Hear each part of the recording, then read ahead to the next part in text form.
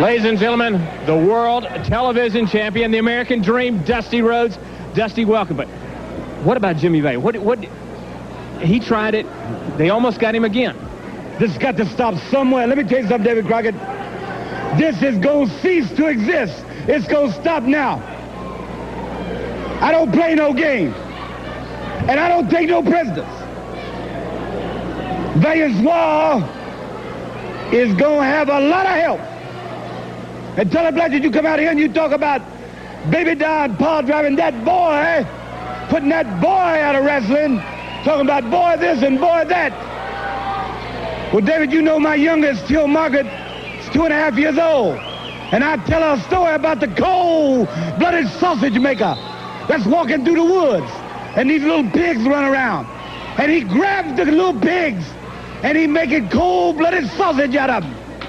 But always in that story, when she's scared and her eyes are big as silver dollars, the American Dream comes and saves the little piggies.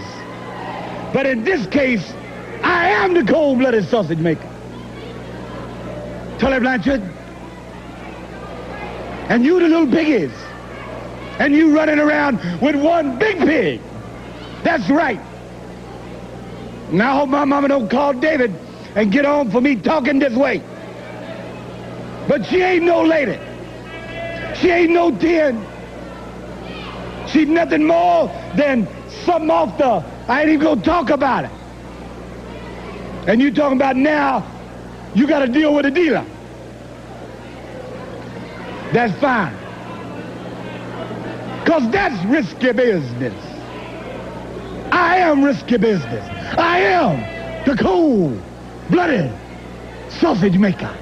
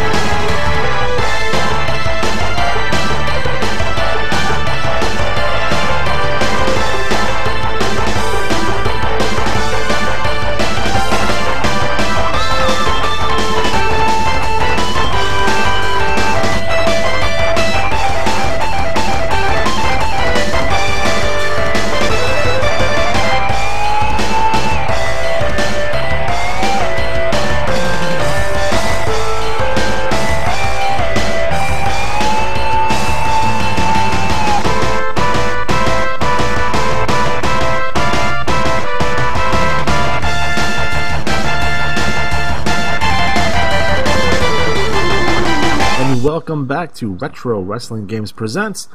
I'm your host, Lex G, and with me, as always, is Matt Riely. How you doing tonight, Matt? Oh, I'm stuffy and sniffly, so that should be good. That's weird and slightly gross. Yeah, it's very gross. So on tonight's episode, we're going to take a look at Virtual Pro Wrestling 64 for the Nintendo 64 home console. Now, VPW 64 was released in 1997 exclusively for the Nintendo 64. It's the second game in the Virtual Pro Wrestling series. This game was released only in Japan, and it's a slight variation of WCW and WO World Tour. Some people consider it a port of World Tour, but I think there's enough differences in the games to say that it's the only WCW Japanese exclusive video game. Which is interesting all on its own. Which is strange to me because on its surface you wouldn't think that WCW have a huge following in Japan, but I don't know if they had TV over there and whatnot.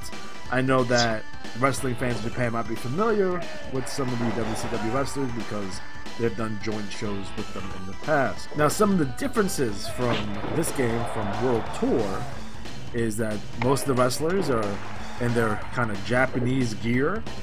So, for example, Chris Benoit has his Japanese gear, not his Four Horseman attire. Hulk Hogan's wearing his yellow tights with black knee pad, that kind of stuff. Some of the move sets are slightly variations, and you have the ability to edit your attire, and has a post-match scoring system, neither of which available in WCW versus NWO World Tour. There are a couple unlockable wrestlers that were absent from VPW 64, which includes Glacier and Rad. Oh boy. Who cares about those guys?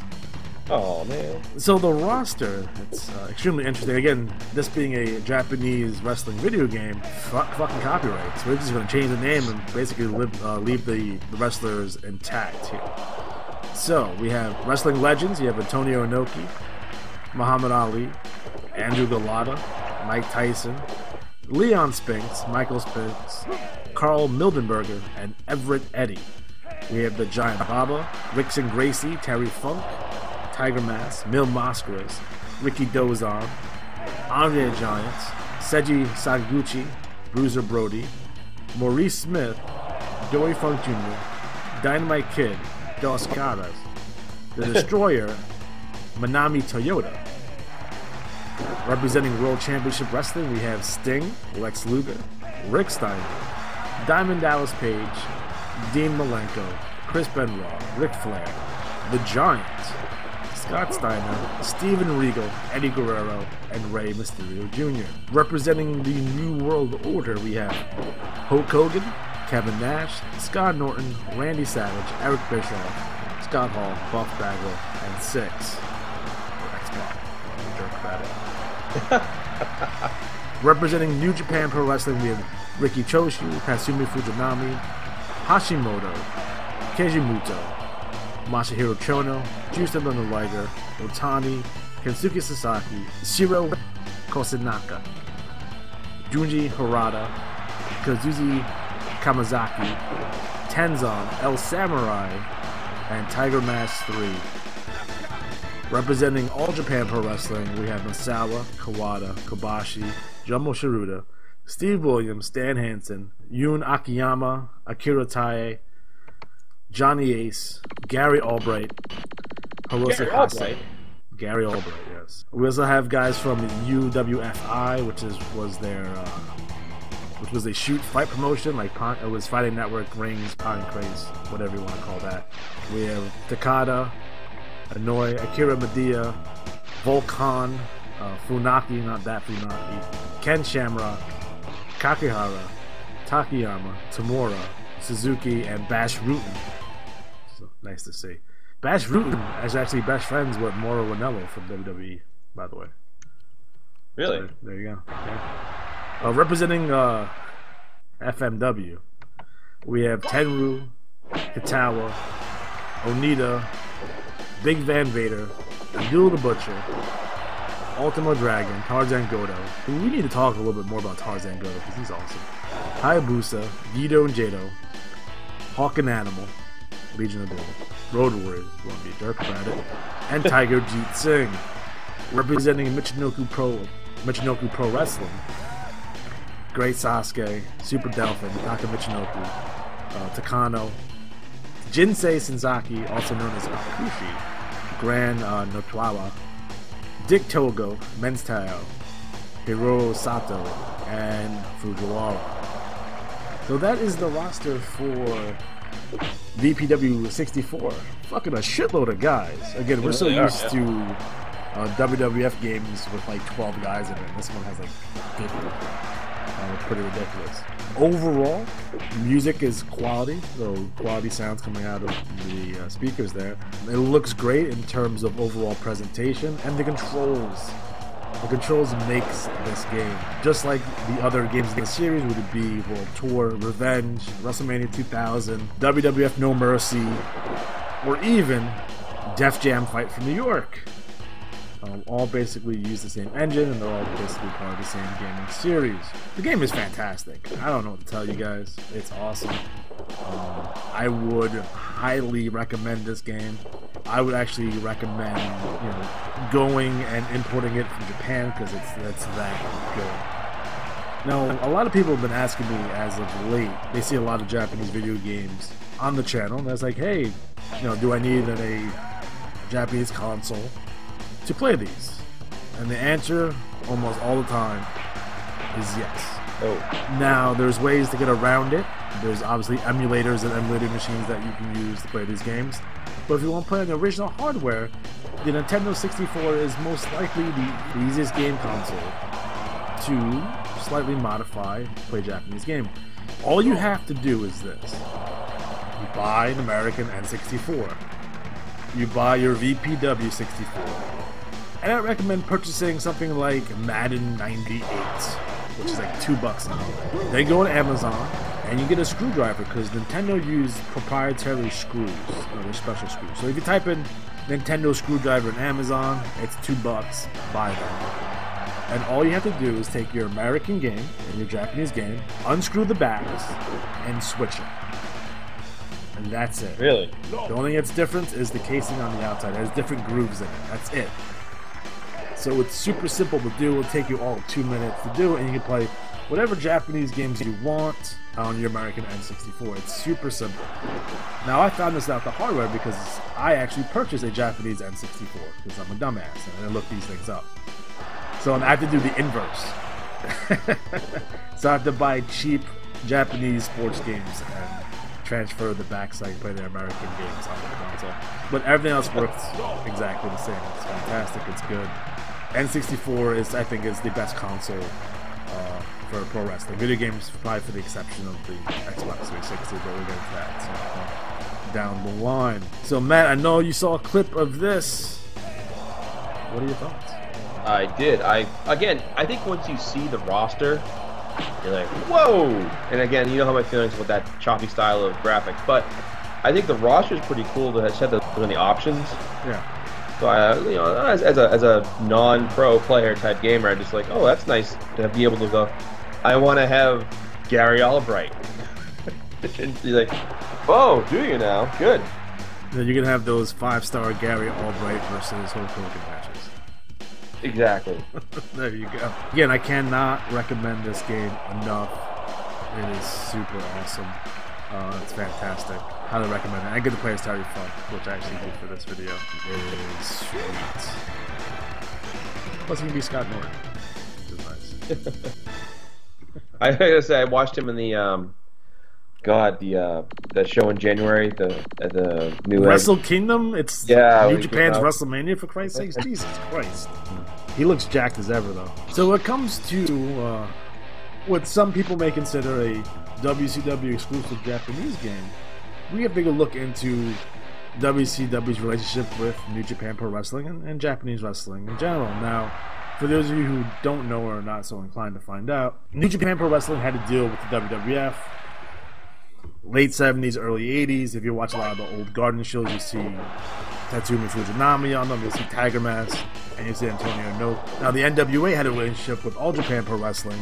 So on some of their shows, you might see Giant Baba, Tenryu, even Onita shows up in Memphis randomly for no reason. So you see a lot of All Japan guys in the NWA, New Japan is WWF.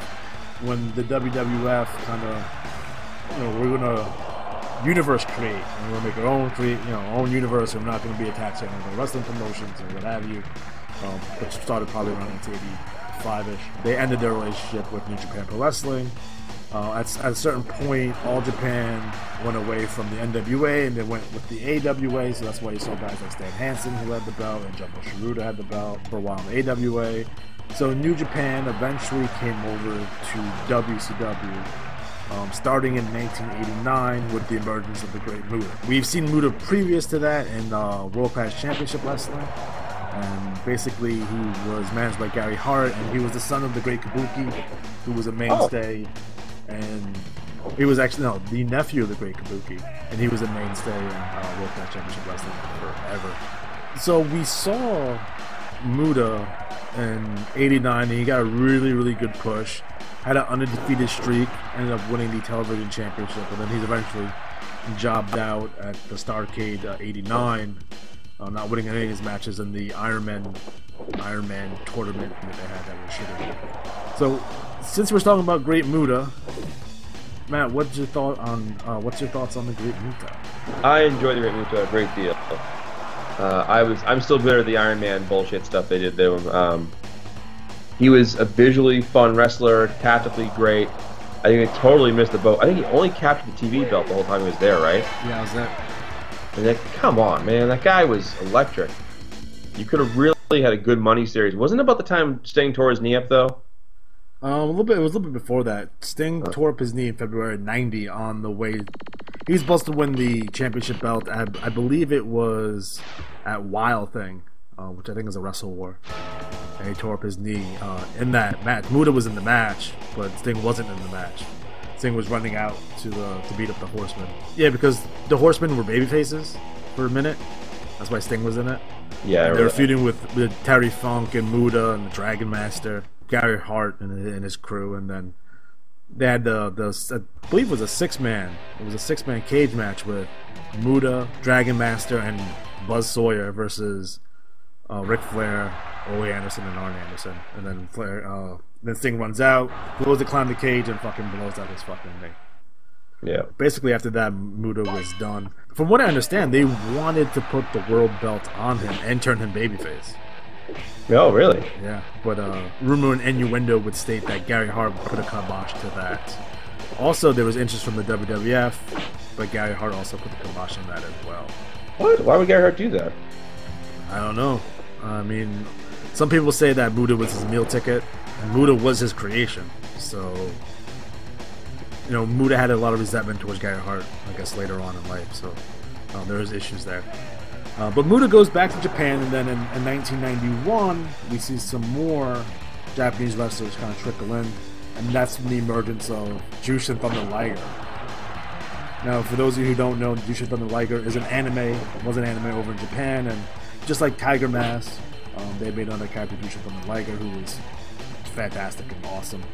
And we saw his series over the light heavyweight championship with Brian Pillman. So Matt, what are your thoughts on Liger when he first came to WCW? I liked Liger. I think a lot of people did because he was a fun, exciting wrestler. He looked kind of like Ultraman. Yeah. It was like an action figure. I would always kind of running gag with my friends and stuff. I say, "Oh, how's the match going? Hey, has Godzilla run in yet?" It's a bit of run in mayhem. But no, I enjoyed him. Knew what Liger would do that's fucking amazing. And I wish more guys did this today. The thumb to the butt? Well, that too. But when someone botched the move, he would point and laugh at the guy. Like, they wouldn't try to cover it up or like go into the same sequence of spots again. He would just like, ha ha ha ha, you messed up. Because in reality, if wrestling was a real fight, people would botch moves all the fucking time, right? Right. So it gives his matches a little bit more element of realism. Liger did make an appearance in WWE at NXT 2 years ago, but everyone loves Liger. And then around 1991, actually it wasn't 1991, early 1990, they do WCW partners up with New Japan Pro Wrestling, and they do the first WCW New Japan Super Show. This was on March 21st of 1991.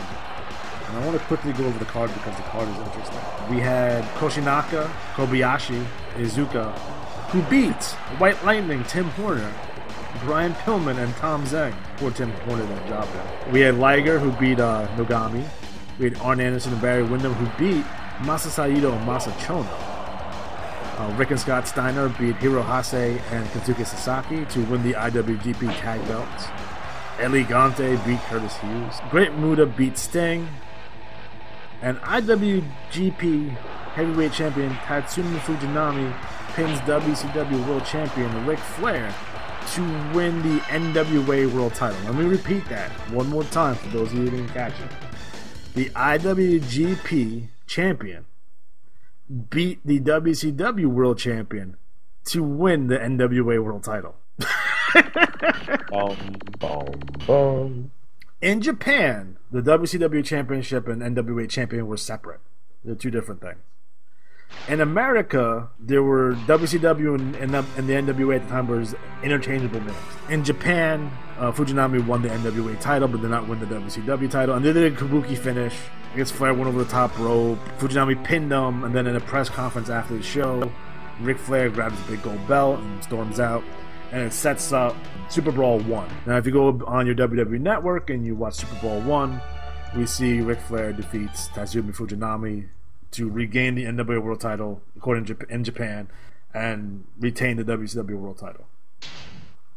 which is an interesting scenario. By '92, they brought in some other wrestlers from Japan, most notably Dr. Dusty Williams and Terry Gordy, who were obviously not Japanese wrestlers, but they were champions over in Japan, and they feuded with the Steiners for a little bit. Those guys went away, and then in addition, you had Chono come in, and they billed Chono as being trained by Luthez, and he was using the STF. Yes. And then Chono was affiliated with Eric Watts, and that's a whole nother world. On our WCW show, we have a WCW show in the pipeline at this point. We'll talk about the Eric Watts situation. But they had Chono come in for a little bit. WCW World Championship back to WCW. They created they had an NWA World Title tournament. It was Chono and Muta in the finals, and I believe Chono won it. Chono did win it. Muta beat him, and then Muta lost to Wyndham, who lost it to Flair, yada yada yada, all that kind of good stuff. But that was all 93, 94. So we saw a lot of Chono, we saw a lot of Muta in '94, and that was fantastic. And then we move on. Speaking of the early '90s, we had a second New Japan WCW Super Show 2. The card is as follows.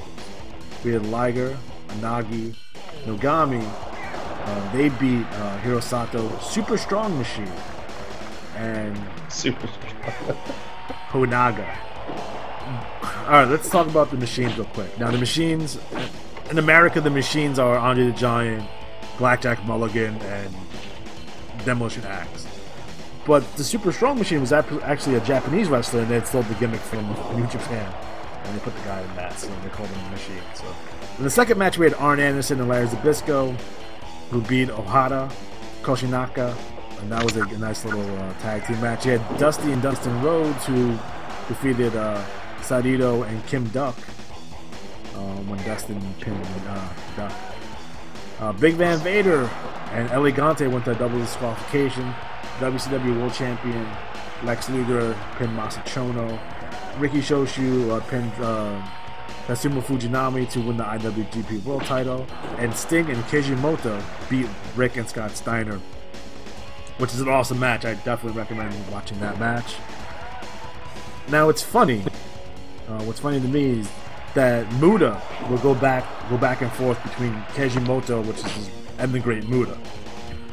Very similar to the way that Finn Balor goes back from Demon back to Finn Balor, like that kind of shit.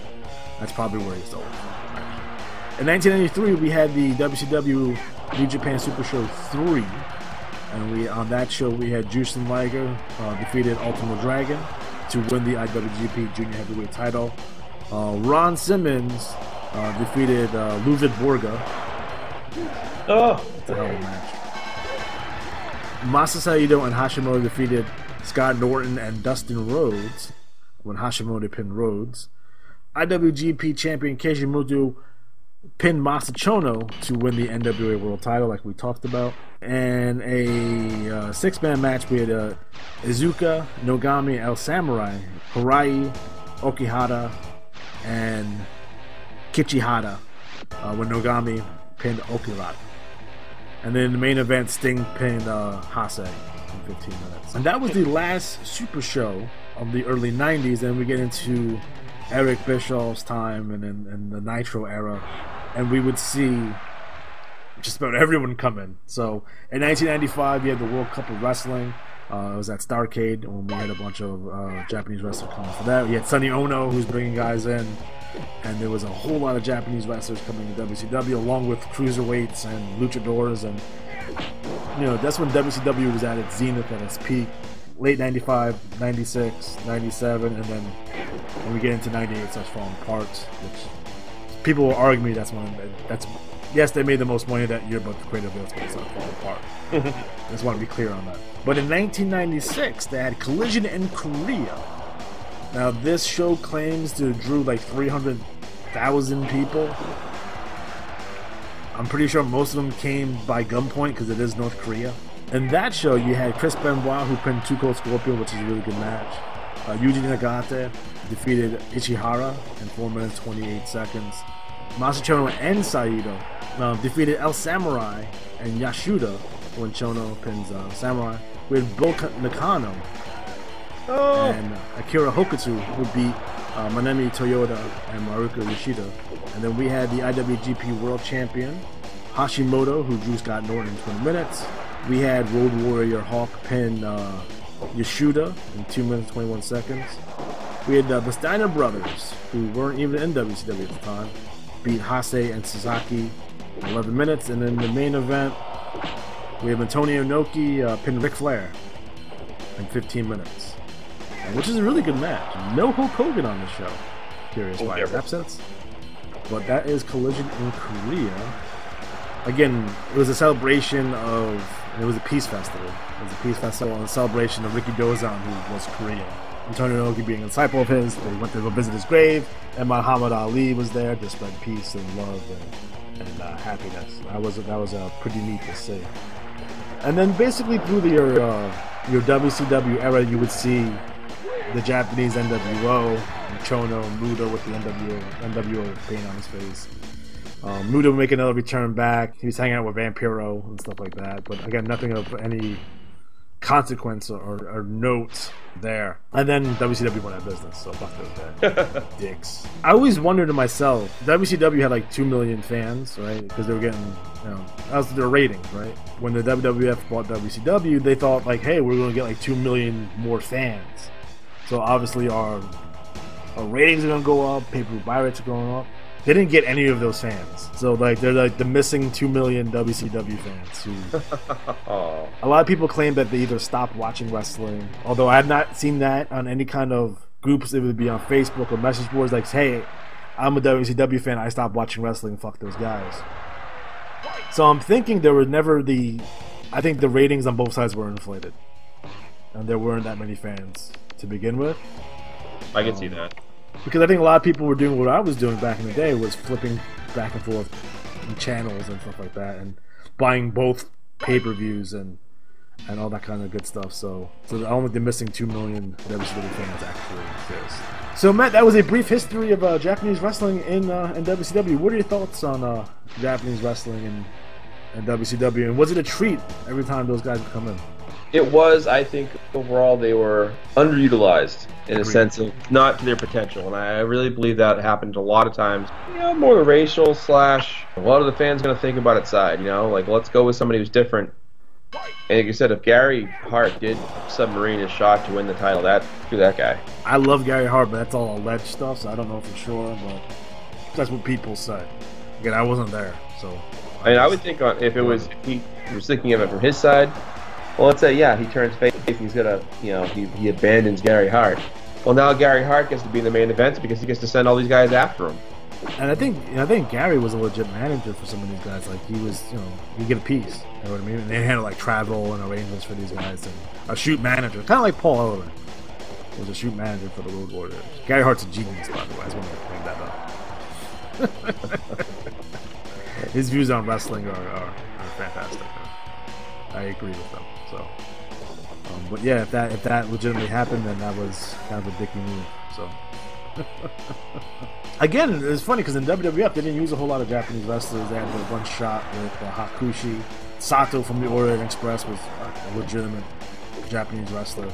But that was it for a while until we saw like Kai-En-Tai come in with like Taka Michinoku and those guys. And then for a long time after that, we would see like one guy or two, like a Funaki would stick around, and some of these guys would then trickle in, but not ever pushing higher mid-card or main event scene until basically recently, until we have Nakamura today. I'm curious about what he's going to do post WrestleMania. I think he's money, and I think hopefully they use him well, and he's going to have great matches. He had a really good match with Brock Lesnar back in the day too, so he's someone that can be a credible threat to Brock down the road. You also have Asuka, who's doing fantastic. And it reminds me of watching Survivor Series, I want to say 93. They had like a 6-man tag with Japanese women and like Alonzo Blaze. Yeah. Which is an awful match, but if you watch their stuff from Japan, like it's really good, like Budokan Nakano and all them. But that particular match was the shits. I think it was 95. I want to say it was Survivor Series 90. Yeah. It was Survivor Series in 95. Well, there you go. So guys, that is VPW 64 in a nutshell. How did I gave this game my highest recommendation to go seek it out. Go seek it out N64 so you can purchase this game. The game is fantastic, and most importantly, when it comes to any kind of wrestling game, the controls are spot on, and it's a fun game. Go buy it. So for Matt